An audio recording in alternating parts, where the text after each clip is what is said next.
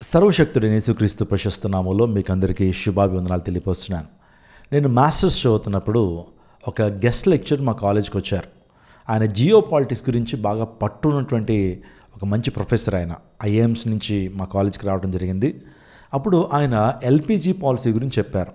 లిబరలేషన్, privatisation and globalisation. Geopolitics గురించి చాలా విషయాలు చెబుతూ న్యూ వరల్డ్ గవర్నమెంట్ గురించి ఆయన మాట్లాడారు. వన్ వరల్డ్ గవర్నమెంట్ గురించి, వన్ వరల్డ్ కరెన్సీ గురించి, వన్ వరల్డ్ ఆర్డర్ గురించి మాట్లాడారు.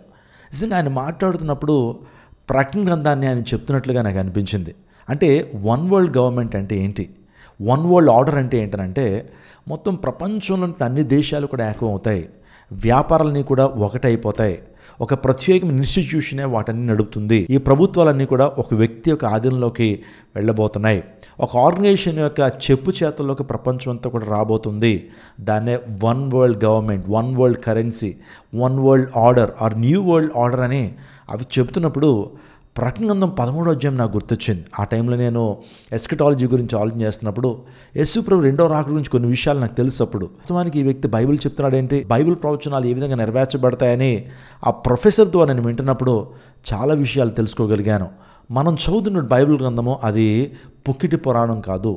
మనం చదువుతున్నటువంటి బైబిల్ గ్రంథంలో ఉన్నటువంటి ప్రవచనాలు అవి అవాస్తవమైనటువంటి కావు, ఇవి కాన్స్పిరెన్సీ థీరీస్ కావు. ఇవి చాలామంది అనుకుంటారు, చాలామంది ప్రవచనాలు తెలియజేశారు. నోస్ట్రడామస్ అనేటువంటి వ్యక్తి ప్రవచనాలు తెలియజేశాడు. బాబా వంగ్ అనేటువంటి వ్యక్తి ప్రవచనాలు తెలియజేస్తున్నాడు. చాలామంది ప్రిడిక్షన్స్ తెలియజేస్తున్నారు. అలాంటివి అనుకుంటున్నారు బైబిల్ ప్రవచనాలు. ఏమాత్రం కాదండి. బైబిల్ ప్రవచనాలు అన్ని ప్రవచనాల కంటే చాలా వ్యత్యాసంగా ఉన్నాయి.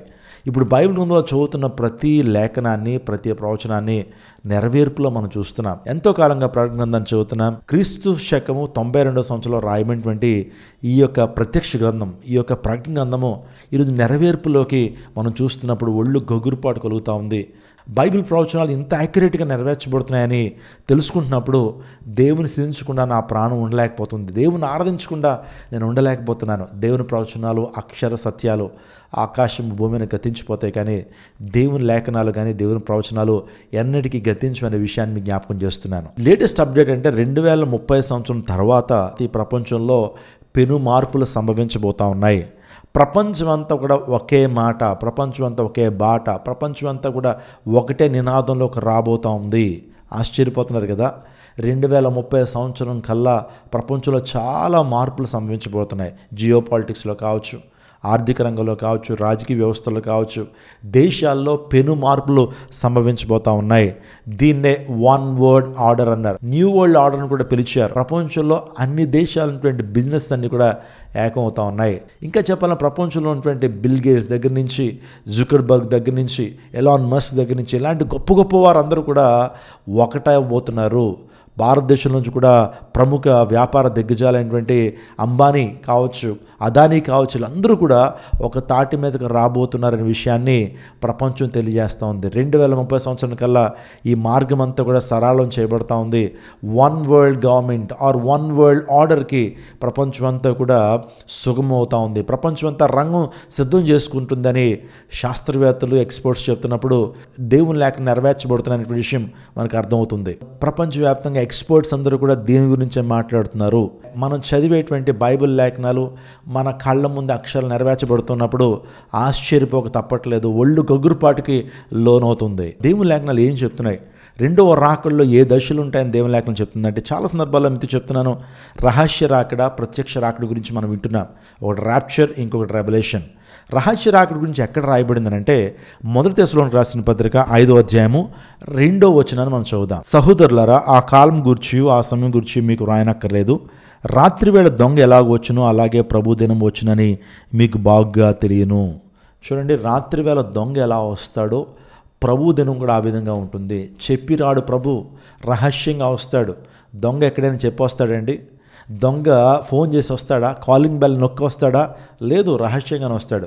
ప్రభు రాకడి దినము రహస్యంగా ఉంటుందని అపోస్తలుడైన పౌలు తెస్సలోనిక సంఘానికి పరిశుద్ధాత్మ ప్రేరణ ద్వారా రాస్తున్నాడు. అదే విధంగా 4వ వచనం కూడా చదివితే, సహోదరులారా, ఆ దినము దొంగ వలె మీ మీదకి వచ్చుటకు మీరు చీకట్లో ఉన్నవారు కారు అని అన్నాడు. చూడండి, ఆ దినము ఎవరికి దొంగ వలె ఉంటుంది? క్రీస్తు ప్రభువుని విశ్వసించినటువంటి వారికి. యేసుప్రభు రక్తంలో వారి ప్రతి పాపాన్ని కడుక్కున్నటువంటి వారికి ఆ దినము దొంగవలే ఉంటుంది. కానీ ఎవరైతే రక్షణ పొందుతారో, దేవుని యొక్క వాక్యపు వెలుగులో ఉంటారో, సత్యవాక్యపు వెలుగులో ఉంటారో, అది వారికి దొంగవలే ఉండదు. అంటే దేవుని రాకడ గుర్తులను వారు గుర్తుపడతారు. క్రైస్తవులుగా మనం ఇప్పుడు దేవుని యొక్క రాకడ గుర్తులను గుర్తుపట్టగలుగుతున్న ప్రపంచంలో జరుగుతున్న సంభవాల గురించి ఆలోచన చేస్తున్నప్పుడు, జియో పాలిటిక్స్ గురించి విషయాలు తెలుసుకుంటున్నప్పుడు, ఇజ్రాయెల్ దేశము ఆ తదితర దేశాలతో జరుగుతున్న యుద్ధాల గురించి ఆలోచన చేస్తున్నప్పుడు, ప్రపంచ పోకడల గురించి ఆలోచన చేస్తున్నప్పుడు, దేవుని రాకడ దినం గురించినటువంటి సందర్భాలు మనకు అర్థమవుతున్నాయి. ఎప్పుడు వస్తాడు, యేసుప్రభు రాకడ ఎప్పుడు సంభవిస్తుందని సూచనలు గుర్తుల ద్వారా మనకు అర్థమవుతుంది. అందుని బట్టి ప్రభు రాకడ దినం మనకు దొంగ వలె ఉండదు, కానీ వెలుగులో ఉన్నటువంటి వారికి అది దొంగ వలె ఉండదు. వెలుగులో ఉండేటువంటి వారికి యేసుప్రభు రాకడ అకస్మాత్తుగా ఉండదు, కానీ మన విషయాలు ముందుగానే తెలుసుకోగలుగుతాం, గుర్తులను గుర్తుపట్టగలుగుతున్నాం. దేవుడు మనతో మాట్లాడుతున్నాడు, వాక్యం ద్వారా దేవుడు మనతో మాట్లాడుతున్నాడు. దేవుడు రెండు రకాలుగా దేవుడు మనతో మాట్లాడతాడని చాలా సందర్భాలు మీకు చెప్తున్నాను. ఒకటి లోగోస్ అంటే రిటన్ వర్డ్, రాయబడినటువంటి లేఖనం. ఇంకొకటి రేమ అంటే అర్థం ఏంటంటే దేవుడు ఆ పరిస్థితులకు తగ్గట్టుగా దేవుడు మనతో మాట్లాడుతుంటాడు. దేవుడు మీతో ఏ విధంగా మాట్లాడుతున్నాడు తెలుసా? రేమ ద్వారా దేవుడు మాట్లాడుతున్నాడు. ప్రపంచంలో జరుగుతున్నటువంటి పోకడలు మీ ముందు తీసుకొచ్చి మిమ్మల్ని అలర్ట్ చేయటం అనేది పరిశుద్ధాత్మ దేవుని యొక్క ఆలోచన. ఈరోజు మనం ఎన్ని మాటలు వింటున్నామంటే మనం సిద్ధపడాలనే పరిశుద్ధాత్మ దేవుడు కోరుతున్నాడు. ప్రపంచంలో ఆర్థికపరమైన విషయాల్లో మార్పులు వస్తున్నాయి, రాజకీయపరమైన విషయాల్లో మార్పులు వస్తున్నాయి, సాంకేతిక రంగంలో మార్పులు వస్తున్నాయి, అన్ని రకాలుగా మార్పులు చూస్తున్నాం. ఎవరైతే ఆ మార్పులను గ్రహించగలుగుతున్నారో వారు వెలుగులో ఉన్నటువంటి వారు దేవుని యొక్క వాక్యపు వెలుగులో ప్రపంచంలో జరుగుతున్న ప్రతి పోకడల్ని, ప్రపంచంలో జరుగుతున్న ప్రతి పరిస్థితుల్ని బ్యాలెన్స్ చేసుకుంటూ, బేరీజు వేసుకుంటూ ఆధ్యాత్మిక జీవితాన్ని ముందుకు కొనసాగించాలి. చాలామందికి ఒక ఆలోచన రావచ్చు, పాలిమాన్ గారు ఎందుకు అన్ని విషయాలు చెబుతారు? ప్రపంచంలో జరుగుతున్న విషయాలన్నీ కూడా దేవుని వాక్యం ఎందుకు పోల్చి చెప్పడం?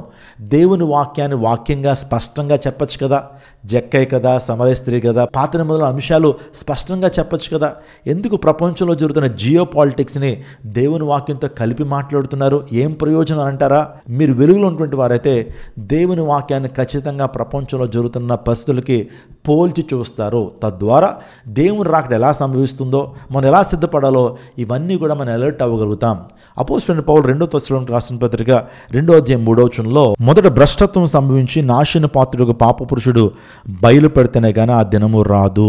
ఎవరి నాశన పుత్రుడు, ఎవరి పాప పురుషుడు అంటే యాంటీ క్రైస్ట్, అంత్య విరోధి, క్రీస్తు విరోధి వస్తేనే తప్ప దేవుని రాకడ దినము రాదు అని అంటున్నాడు. ఎప్పుడు వస్తాడు పాప పురుషుడు అని అంటే, ఈ ప్రపంచ రాజ్యాలని కూడా ఏకరాజ్యంగా మార్చబడుతుందో, న్యూ వరల్డ్ ఆర్డర్ ఎప్పుడైతే వస్తుందో అప్పుడు ప్రపంచానంతా కూడా యాంటీ క్రైస్ట్ పరిపాలన చేస్తాడు.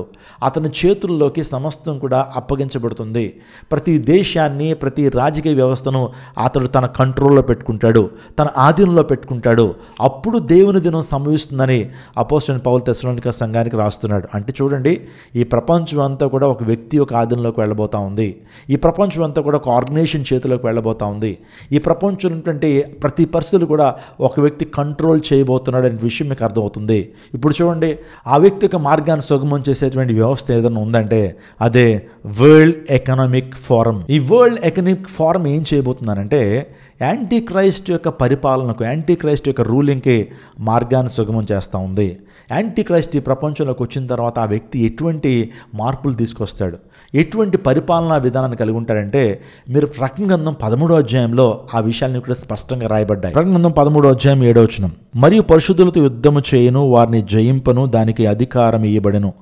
ప్రతి వంశం మీదను, ప్రతి ప్రజ మీదను, ఆయా భాషలు మాట్లాడు వారి మీదను, ప్రతి జనం మీదను అధికారము దానికి ఇయ్యబడెను.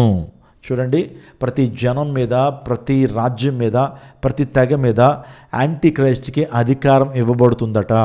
ఆలోచన చేయండి ఎంత క్లియర్గా ఉందో. అంటే ఈ లోకరాజ్యాలను కూడా ఏకరాజ్యం చేయబడతా ఉన్నాయి. ఈవెన్ కరెన్సీ కూడా ఒకటి అవబోతూ ఉంది. ప్రపంచంలో వ్యాపారం అంతా కూడా ఒకటి అవుతుంది. ఒకసారి లిబరలైజేషన్, ప్రైవేటైజేషన్, గ్లోబలైజేషన్ గురించి మీకు తెలుసు, ప్రపంచీకరణ గురించి మీకు తెలుసు. 1991 సంవత్సరం వరకు ప్రపంచం అంతా కూడా ఏకంగా ఉండేది కాదు. ప్రపంచంలో వాణిజ్యం అనేది ఒక తాటి మీద నడిచేటువంటిది కాదు. ఏ దేశంలో ఆ దేశంలో వాణిజ్యం జరుగుతుండేది. కానీ ఇప్పుడు మనం ఏ ప్రొడక్ట్ మనం తయారు చేసినా ఏ దేశంలో అమ్ముకోవచ్చు. ఎందుకంటే ఆ ప్రపంచీకరణ జరిగింది. ప్రపంచంలో ఏ మూలన ఏం జరుగుతుందో ఆ విషయాలు మనకు అర్థమవుతున్నాయి.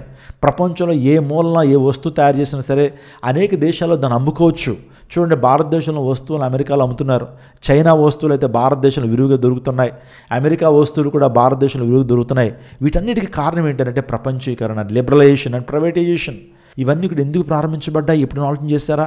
ప్రపంచం అంతా కూడా ఒక వ్యక్తి యొక్క పాలనలోకి వెళ్ళడానికి మార్గం సుగమవుతా ఉంది. ఆ మార్గాన్ని సుగమం చేస్తుంది వరల్డ్ ఎకనామిక్ ఫోరం. ఇదేంటని ఆలోచన చేస్తే నాన్ ప్రాఫిట్ ఆర్గనైజేషన్ అండి. 1971 సంవత్సరంలో ఇది ప్రారంభించబడింది. నేను కాలేజ్ చదువుతా ఉన్నప్పుడు ఆ ప్రొఫెసర్, ఆ జియో పాలిటిక్స్ మీద చక్కటి పట్టున్నటువంటి ఆ వ్యక్తి ఈ విషయాలు మాట్లాడుతున్నప్పుడు, ఎప్పుడు సుమారుగా 15 సంవత్సరాల క్రితం ఈ విషయాలు మాట్లాడుతున్నప్పుడు నేను ఆశ్చర్యపోయాను. అసలు ఈ యొక్క వరల్డ్ ఎకనామిక్ ఫోరం ఏం చేస్తుంది అని ఆలోచన చేస్తే, ప్రపంచంలో వాళ్ళందరినీ ఒక ఏకతాటి మీద తీసుకొస్తుంది. ప్రపంచవ్యాప్తంగా బిజినెస్ పీపుల్ అన్నీ కూడా ఏకతాటి మీద తీసుకొస్తుంది. ప్రపంచవ్యాప్తంగా పొలిటికల్ లీడర్స్ అందరినీ కూడా ఏకతాటి మీద తీసుకొచ్చి వీరు రూల్ చేయటం మొదలు పెడతారు. ఇంక అందరూ కూడా వారి వ్యాపారాలన్నీ కూడా వారి చేతిలో పెడతారు. ఎందుకంటే ప్రపంచంలో పర్యావరణ పరిస్థితులు మారిపోతున్నాయి, ప్రపంచంలో ఆర్థిక వ్యవస్థలు మారిపోతున్నాయి, ఎక్కడ కూడా సెక్యూరిటీ లేని పరిస్థితి, ప్రపంచంలో ఆర్థిక వ్యవస్థలు కుంటుపడుతున్నాయి. కాబట్టి వారి సెక్యూరిటీ నిమిత్తము వారందరూ కూడా ఇటువంటి వరల్డ్ ఎకనామిక్ ఫోరంని క్రియేట్ చేసుకుని అక్కడ వారికి అధికారాన్ని ఇచ్చి వారందరూ హ్యాపీగా ఉండాలి అనే ఉద్దేశంతో ఆ ఫోరంలో వారు సభ్యులుగా చేరుతున్నారు. ఇంకొక ఒళ్ళు గగురుపాటు కలిగించే విషయాన్ని చెప్తున్నాను. ఇప్పుడు ఈ యొక్క వరల్డ్ ఎకనామిక్ ఫోరంలో జాయిన్ అవడానికి కొన్ని కోట్ల రూపాయలు పే చేసి మెంబర్షిప్లను పొందుతున్నారు. అందులో భారతదేశంలో ఉన్నటువంటి బిజినెస్ దిగ్గజాలు ఉన్నారు, అమెరికా దేశంలో ఉన్నటువంటి బిజినెస్ టైకూన్స్ ఉన్నారు. ఇంకా చెప్పాలి, వరల్డ్ వైడ్ ఎవరైతే రిచ్ పీపుల్ ఉంటారో, మల్టీ మిలియనర్స్ ఉంటారో, బిజినెస్ పీపుల్ ఉంటారో, వాళ్ళందరూ కూడా వరల్డ్ ఎకనామిక్ ఫోరంలో వారు జాయిన్ అవుతున్నారు, మెంబర్షిప్ని వారు పొందుకుంటా ఉన్నారు. ఇప్పుడు ఈ మెంబర్సే రాబోతున్నటువంటి ప్రపంచాన్ని శాసించబోతున్నారు. ఈ మెంబర్స్ ఏదైతే ఎవరున్నారో మొత్తం ప్రపంచాన్ని వారే శాసించబోతున్నారు. కాబట్టి ఈ యొక్క వరల్డ్ ఎకనామిక్ ఫోరంకి ఒక స్లోగన్ ఉంది, you will own nothing and be happy. నాది అనేది నీకేముండదు, కానీ నువ్వు హ్యాపీగా జీవిస్తావు. ఎందుకంటే ప్రపంచ పరిస్థితులు మారుతూ ఉన్నాయి. ఏ టైంలోనూ సరే నీ బిజినెస్కి లాస్ రావచ్చు, ఏ టైంలోనూ సరే పర్యావరణ పరిస్థితులు మారిపోతూ ఉన్నాయి, భూమి ఎకాలజీ దెబ్బతింటా ఉంది, ఏ నాటికైనా సరే ప్రమాదం పొంచి ఉంది. కాబట్టి నీవు మాతో చేతులు కలిపితే నీ వ్యాపారము, ఆ తర్వాత నీ దేశము, నీ కుటుంబాలన్నీ కూడా సురక్షితంగా ఉంటాయని ఒక భరోసా వరల్డ్ ఎకనామిక్ ఫోరం ఇస్తూ ఉన్నారు. 2030 సంవత్సరాన్ని ఒక టార్గెట్గా వారు పెట్టుకుని ముందుకు వెళ్తా ఉన్నారు. ప్రపంచంలో భయంకర గందరగోళ పరిస్థితులు ఉన్నాయి, వాతావరణంలో మార్పులు కనబడుతున్నాయి. రాబోతున్న పర్యావరణ ముప్పులను ముందుగానే వారు గెస్ట్ చేసి భూమిని కాపాడటం కొరకు కొన్ని ప్రణాళికలు వాళ్ళు రచించుకున్నారు. ఈరోజున అందరూ సమానమే, అందరూ సమానంగా పంచుకుందామనే ఉద్దేశంతో వారందరూ ఒక తాటి మీదకు రాబోతున్నారనే విషయాన్ని మనము ఈ యొక్క వరల్డ్ ఎకనామిక్ ఫోరం ద్వారా మనం నేర్చుకుంటూ ఉన్నాం. అంత బాగుంది కదండి. ఏదైనా అసమానతలు ఏమంటున్నారో సమానంగా అందరూ పంచుకోవాలంటున్నారు. ప్రపంచం అంతా సుభిక్షంగా మారుతుంది, ప్రపంచంలో అందరూ ఒక తాటి మీదకి రాబోతున్నారు. కాబట్టి అంతా ఈక్వాలిటీ ఉంది కదా, అంతా సమానత్వం ఉంది కదా, అందరూ కూడా ఐక్యంగా జీవిస్తున్నారు కదా అని మీరు అనుకోవచ్చు. కానీ ఇందులోనే ఒక భయంకరమైన హిడెన్ సీక్రెట్స్ ఉన్నాయి. సాతాడు, అపవాది, క్రీస్తు విరోధి మొదటి నుంచి కూడా ఒక భయంకర ముసుగు వేసి అనేక మందిని మోసం చేస్తున్నాడు. యుగ సంబంధమైన దేవత అవిశ్వాసులు మనోనేతలు గుడ్డితనం కలుగు చేస్తుందని దేవుని లేఖలు మనం చూస్తున్నాము. మీ విరోధిని అపవాది గర్జించే సింహలే ఎవరిని మింగుదునా అని తిరుగుతూ ఉన్నాడు. దేవుని లేఖను సెలవిస్తూ ఉన్నప్పుడు అపవాది యొక్క ముసుగిదే. క్రీస్తు విరోధి ప్రతి దేశం మీద కంట్రోల్ తీసుకుంటాడు, ప్రతి దేశం మీద ఆధిపత్యాన్ని చలాయిస్తాడు. ప్రతి దేశంలో ఏం జరుగుతున్నాయి, ప్రతి మనిషి ఏం చేస్తున్నాడు, ప్రతి రాజకీయవేత్త ఏం చేస్తున్నాడు, ఎటువంటి ఆర్థిక లావాదేవీలు కలిగి ఉన్నాడు అని ప్రతి దాని మీద కూడా ఆధిపత్యాన్ని చలాయించడానికి యాంటీ క్రైస్ట్ రాబోతున్నాడు. ప్రకటన 13:15 మరియు ఆ మృగం యొక్క ప్రతిమ మాట్లాడినట్లును, ఆ మృగం యొక్క ప్రతిమకు నమస్కారం చేయని వారిని హతం చేయనట్లును, ఆ మృగం యొక్క ప్రతిమకు ప్రాణం ఇచ్చుటకే దానికి అధికారం ఇవ్వబడును. కాగా కొద్దివారు కానీ, గొప్పవారు కానీ, ధనికులు కానీ, దరిద్రులు కానీ, స్వతంత్రులు కానీ, దాసులు కానీ అందరూ తమ కుడి చేత మీదను తమ నొసటి అందైనను ముద్ర వేయించుకున్నట్లను, ఆ ముద్ర అనగా ఆ మృగం పేరైన దాని పేరుటి సంఖ్యను గలవాడు తప్ప క్రయ విక్రయములు చేయుటకు మరి ఎవరికి నీ అధికారం లేకున్నట్లు అది వారిని బలవంతము చేయుచున్నది. ఆ మృగము అంటే ఎవరంటే, ఆ బీస్ట్ ఎవరంటే యాంటీ క్రైస్ట్. ఎవడైతే వాడి మాటకు లోబడరో, ఎవరైతే వాడి యొక్క సంఖ్యను అంగీకరించరో వారికి చంపేటువంటి అధికారం అతనికి ఉందని ప్రతి తెగ మీద, ప్రతి జాతి మీద, ప్రతి దేశం మీద, ప్రతి భాష మాట్లాడే వ్యక్తుల మీద ఆ వ్యక్తికి అధికారం ఉంటుందని చాలా క్లియర్గా రాయబడింది. యాంటీ క్రైస్ట్ అనేటువంటి వ్యక్తి యొక్క పాలనకు ఈ వరల్డ్ ఎకనామిక్ ఫోరం అనేటువంటిది మార్గాన్ని సుగమం చేస్తుంది. 2030 సంవత్సరం కల్లా వారంతా కూడా అది ప్రిపేర్ చేస్తున్నారు. అది ఇంప్లిమెంట్ చేయాలని మొత్తం ప్రపంచంలో ఉన్నటువంటి గొప్ప గొప్ప వారందరూ కూడా తాటి మీదకి వస్తున్నారు. దాని గురించి ఈరోజు మాట్లాడుకుంటున్నారు. ఎక్కడున్నాం మనం? ఇవన్నీ కూడా జరిగిపోతూ ఉన్నాయి. దేవుని యొక్క ప్రవచనాల అక్షరాలు నెరవేర్చబడుతూ ఉన్నాయి. మనం తెలుసుకోకపోవడం అనేది నువ్వు అజ్ఞానంలో ఉన్నట్టే. ఇవన్నీ నాకు పట్టనక్కర్లేదు, ఇంకా జక్కయ్య కథలు వింటాను, ఇంకా సమరయ స్త్రీ కథలు వింటాను. నువ్వు ముందుకు వెళ్తున్నావా? తెలుసుకో, ఇవన్నీ కూడా తెలుసుకో, తద్వారా నువ్వు రాకడికి సిద్ధపడగలుగుతావు. యేసు ప్రభువు ఎంత సమీపంగా ఉన్నాడో నీకు అర్థమవుతుంది. వరల్డ్ ఎకనామిక్ ఫోరం 2030 సంవత్సరాల కల్లా వారు ఫుల్ ప్లెడ్జ్డ్గా వారు ఆపరేషన్ స్టార్ట్ చేయబోతున్నారు. యేసు క్రీస్తు ప్రభువు రాకడికి, యాంటీ క్రైస్ట్ రూలింగ్కి వారు సుగమం చేస్తున్నారు మార్గాన్ని. కాబట్టి ఒక విషయాన్ని చెప్పనివ్వండి, మనం సిద్ధపడాలనే విషయాన్ని జ్ఞాపకం చేస్తున్నాను. ఈ వరల్డ్ ఎకనామిక్ ఫోరంలో ప్రైవేట్ ఓనర్షిప్ అనేది రద్దయిపోతుంది. ఇంక వారందరూ కూడా ఒకే నిర్ణయం మీద వారు ముందుకు వెళ్తూ ఉంటారు. ఒకే బాట, ఒకే మాటలాగా వారందరూ ముందుకు వెళ్తూ ఉంటారు. ఇంకా ప్రైవేట్ ఓనర్షిప్స్ అంటూ ఉండవు. ఇవన్నీ కూడా దేశంలో ఉన్న ప్రతి వ్యక్తి కూడా వరల్డ్ ఎకనామిక్ ఫోరం కింద వస్తాడు. ఆ వరల్డ్ ఎకనామిక్ ఫోరం ఏం చేస్తుందంటే ఒక వ్యక్తిని నాయకుడిగా చేసుకుంటుంది, ఒక వ్యక్తికి సంస్థాన్ని అప్పగిస్తుంది. ప్రపంచంలో ఏదైతే జరుగుతున్నాయో అవంతా కూడా ఆ వ్యక్తి యొక్క ఆధీనంలోకి వెళ్ళిపోద్ది. దీనిలో ప్రాముఖ్యంగా ఆలోచిస్తున్నప్పుడు డిజిటల్ ఐడెంటిఫికేషన్ అనేది వెలుగులోకి వస్తుంది. ప్రతి ఒక్కరు ఒక డిజిటల్ ఐడెంటిఫికేషన్ ఇస్తారు. ఇప్పటికే చాలా దేశాల్లో RFID అనేటువంటి విధానాన్ని వెలుగులోకి తీసుకొచ్చారు. రేడియో ఫ్రీక్వెన్సీ ఐడెంటిఫికేషన్ అంటే నుదుటి మీద, ఆ తర్వాత కుడి చేతి మీద ఒక ముద్ర వేస్తారు. ఒక చిప్ టెక్నాలజీ వస్తుంది, ఒక ఐడెంటిఫికేషన్ వస్తుందని మాట్లాడుతున్నారు. ఎగ్జాక్ట్లీ వరల్డ్ ఎకనామిక్ ఫోరం కూడా ఒక డిజిటల్ ఐడెంటిఫికేషన్ తీసుకొస్తుంది. దాన్ని ఏఐతో కనెక్ట్ చేస్తారు, అంటే ఆర్టిఫిషియల్ ఇంటెలిజెన్స్తో కనెక్ట్ చేసి ఎవరు ఎక్కడ ఉన్నా, ఏ మనిషి ఎక్కడున్నా సరే ఈజీగా ట్రాక్ చేసేటువంటి సిస్టమ్ రాబోతూ ఉంది. ఇంకా ప్రైవసీ అనేటువంటి ఉండదు. ఈరోజు మీరు వాడుతున్న మీ ఫోనే ప్రైవసీ లేకుండా చేస్తుంది. మీరు అనుకుంటారు ఫోన్ వాడుతున్నాను, నా గురించి ఎవరికి తెలియదు అనుకుంటున్నావా? నీ ఫోను నీ యొక్క ఆలోచన ట్రాక్ చేస్తుంది. నీకు ఏ ఇష్టమో నీ ఫోనే ట్రాక్ చేస్తూ ఉంది. అందుని బట్టే నువ్వు ఏదైనా వీడియోలు చూస్తున్నప్పుడు నీకు ఏది ఇష్టమో, నువ్వు ఏ అంశాల్లో ఆసక్తి కలిగి ఉన్నావో ఆ వీడియోస్నే సజెషన్లో పెడతా ఉంది యూట్యూబ్. అంటే ఒక ఆర్టిఫిషియల్ ఇంటెలిజెన్స్ పనిచేస్తూ ఉంది, ఒక సీక్రెట్ ఏజెంట్స్ నీ వెనకాల పనిచేస్తూ ఉన్నారు. ఎగ్జాక్ట్లీ ఏ టెక్నాలజీతో ఒక డిజిటల్ ఐడెంటిఫికేషన్ ఇస్తారు. అది చాలా ప్రమాదకరమైన సిస్టమ్. అందులో ప్రాముఖ్యంగా సోషల్ క్రెడిట్ గురించి కూడా మాట్లాడుతున్నారు. ఎల్లప్పుడూ మనిషిని మానిటర్ చేసేటువంటి ఒక సోషల్ క్రెడిట్ని, దాన్ని ESG అన్నారు, ఎన్విరాన్మెంటల్ సోషల్ గవర్నెన్స్ అని. ESG సిస్టమ్ని వెలుగులోకి తీసుకురాబోతున్నారు. ఈ సిస్టమ్ ఏం చేస్తుందంటే ప్రతి ఒక్కరిని ట్రాక్ చేస్తుంది. ఏ వ్యాపారాలు ఏం జరుగుతున్నాయి, ఎంత లావాదేవీలు జరుగుతున్నాయి, ఎంత లాభాలు వస్తున్నాయి, ఎంత నష్టాలు వస్తున్నాయో ఇంకా దాచడానికి ఏమి లేదండి.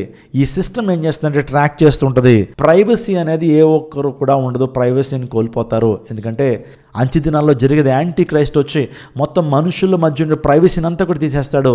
ఎవరు ఏం ఆలోచన చేస్తున్నారో, ఎవరు ఏం థింక్ చేస్తున్నారో, ఎవరు ఎక్కడికి వెళ్తున్నారో, ఒక మనిషి ఎక్కడికి వెళ్తున్నారో మొత్తం ట్రాక్ చేస్తాడు. అదే ఈరోజు రాబోతూ ఉంది. యాంటీ క్రైస్ట్ అందరి మీద కంట్రోల్ తీసుకుంటాడని దేవుని లేఖనాలు చెప్పిన రీతిలోనే 2030 సంవత్సరానికల్లా ఈ వరల్డ్ ఎకనామిక్ ఫోరం అనేది ఫామ్ అవుతూ ఉంది.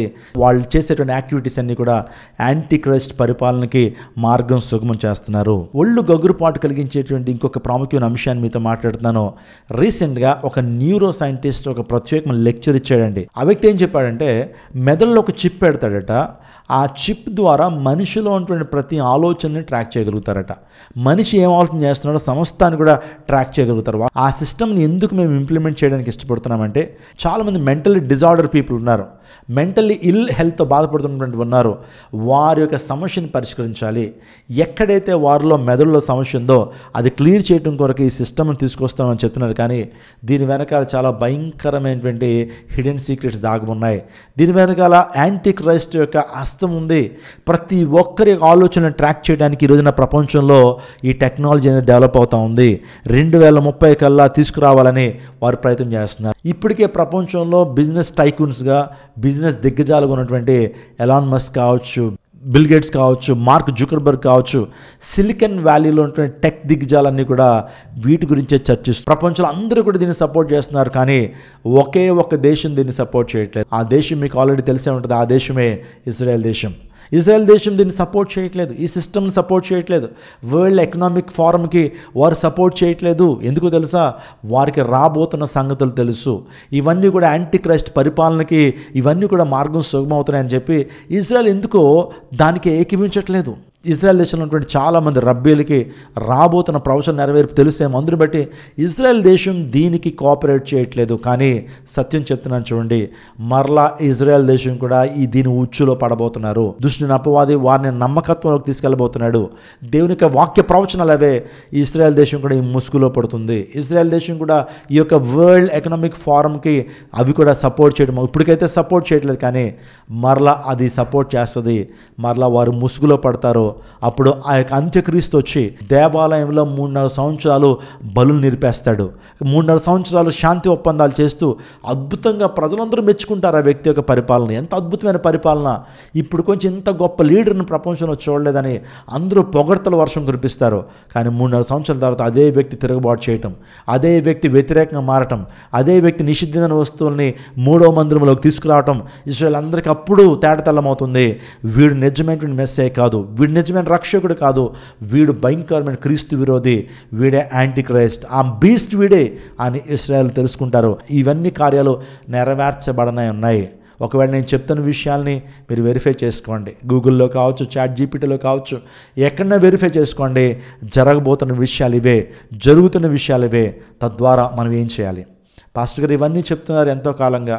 యేసు ప్రభు రాకడ గురించి, ఇజ్రాయెల్ దేశాల యుద్ధాల గురించి, ఇజ్రాయెల్ దేశం ఏ విధంగా చిగురించబడుతుందో విషయాలు చెప్తున్నారు.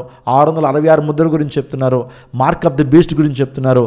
ఇంకా అబద్ధ పురుషుడు గురించి చెప్తున్నారు. ఇవన్నీ కూడా బాగానే ఉన్నాయండి. ఏం చేయాలి మీరు నన్ను అడిగితే? సిద్ధపడాలి. మన యొక్క రక్షణను ఎక్సర్సైజ్ చేయాలి. కడ వరకు అంతవరకు నమ్మకంగా మనం జీవించాలి. ఇంకా నశించిపోతున్న ఆత్మలు అనేకమైన ఉన్నాయి. వారి కోసం మనం ప్రార్థన చేయాలి. వారిని రక్షణలోకి నడిపించాలి. మీరు సర్వలోకానికి వెళ్ళి సర్వసృష్టికి స్వాతం ప్రకటించండి, శిష్యునిగా చేయండి అని దేవుడు చెప్తా అన్నాడు. కాబట్టి సిద్ధపడాలి. ఒక విషయాన్ని చెప్పండి, దేవుని యొక్క రాకడను దొంగ వలె వచ్చిన అన్నాడు, కానీ 4వ వచనం అన్నాడు అది దొంగ వలె ప్రభు వస్తాడు. కానీ వెలుగులో ఉన్నటువంటి వారికి సమస్తాన్ని కూడా అర్థం చేసుకోగలుగుతారు. వెలుగులో ఉన్నటువంటి వారికి సమస్తం కూడా అర్థమవుతుంది. గుర్తులు నెరవేర్చబడుతున్నప్పుడు మనకు అర్థమవుతుంది. నా మట్టుకైతే వెలుగులో ఉన్నాను కాబట్టి, దేవుని యొక్క వాక్యపు వెలుగులో నేను సంచరిస్తున్నాను కాబట్టి ఏం జరగబోతుందో నాకు అర్థమవుతా ఉంది. దేవుడు ఎంత సమీపంగా ఉన్నాడో విషయాలు నాకు అర్థమవుతున్నాయి.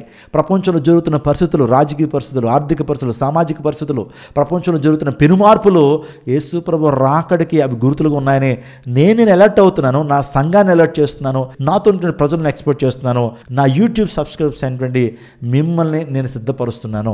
ఒక్కసారి ఆలోచన చేస్తావా? ఇంకా పాపంలో జీవిస్తున్నావు, ఇంకా యేసు ప్రభు వారు ఎప్పుడో వస్తాడులే, ఎంతో కాలం నుంచి చెప్తా ఉన్నారులే, ఇవన్నీ కాన్స్పిరెన్సీ థియరీలు, ఇవన్నీ కూడా ఇలా చెప్పుకుంటూ వెళ్తారులే అని నువ్వు సిద్ధపడకుండా నీ జీవితాన్ని ముగించేసుకుంటే నీ ప్రాణానికి నీవే ఉత్తరవాదం అవుతావు. సువార్త విని, ఇంత గొప్ప సత్యాలు విని కూడా యేసుక్రీస్తు ప్రభువును వెంబడించకపోతే, ఆ రాకళ్ళు ఎత్తకబడకపోతే ఎంత దౌర్భాగ్యమైన స్థితి అది, ఎంత భయంకరమైన స్థితితో మీరు ఒకసారి ఆలోచించండి. రక్షణ పొందండి, మీ జీవితాన్ని ప్రభువుకి సమర్పించండి, సీరియస్నెస్ కలిగి ఉండండి, టైం వృధా చేయొద్దు, ప్రభువుకి మీ జీవితాన్ని సమర్పించండి. రక్షించబడ్డావా? నీ రక్షణను ఎక్సెస్ చేయి, నీ టాలెంట్స్ని, నీ గిఫ్ట్ని ఎక్సెస్ చేయి, అనేకమైన స్వార్థ ప్రకటించు, దేవునికి కృపకు పాత్రుడిగా ఉండు, దేవుని నమ్మకంగా సేవించు, దేవుని నమ్మకంగా ప్రేమించు, దేవుని రాజ్య విస్తరణలో ఒక పనిముట్టుగా వాడబడు, యజమాడు వాడుకునే అర్హమైన పాత్రగా వాడబడు, సిద్ధపడు, రక్షణ పొందు, రక్షణలో ఎదుగు. తద్వారా ఆ రాకడిలో నువ్వు ఎత్తబడతావు. లేకపోతే నిత్య నరకాగ్నిగుండంలో యుగ యుగాలు కాలాల్సిన పరిస్థితి నీకు దాపరిస్తుంది. కాబట్టి ఇదే మిక్కిలి అనుకూలమైన సమయం, ఇదే రక్షణ దినం. ప్రభువుకు నీ జీవితాన్ని ఇవ్వి. ఇంకా ప్రభు ఎవరో విదేశీయులు దేవుడనో, యేసుక్రీస్తు ప్రభు తక్కువ కులస్తుల దేవుడనో, ప్రభువును విస్మరించి, సత్యాన్ని విస్మరించి, ఇంకా లోకంలోనే పాపిగా జీవిస్తూ ఇంకా లోకంలో ఆనందించాలి, శరీరాశ, నేత్రాశ, జీవపడమే ముందుకు పెట్టుకుని అలా నడుస్తున్నటువంటి ప్రియ యువతి, ప్రియ యువకుడా, నీ జీవితాన్ని ప్రభువుకి ఇవ్వి. ఏం చేయనక్కర్లా, నీ తలనినాలు ఇవ్వనక్కర్లేదు, నీ యొక్క బంగారం ఇవ్వనక్కర్లేదు, వీడిని ఇవ్వక్కర్లేదు, నీ హృదయంలో యేసేకి చోటు ఇవ్వి. యేసు ప్రభు నీ జీవితానికి వచ్చి నీ జీవితాన్ని మార్చి ఆయన రాకడలో ఎత్తబడేటువంటి గొప్ప ప్రశస్తమైనటువంటి ఆశీర్వాదం ప్రభు మీకు ఇస్తారు. అటువంటి గొప్ప కృప దేవుడు అనుగ్రహించును గాక. ఈ వీడియోల ద్వారా నిజంగా దీవెన పొందినట్లయితే మీ అమూల్యమైన కామెంట్ని చేయండి.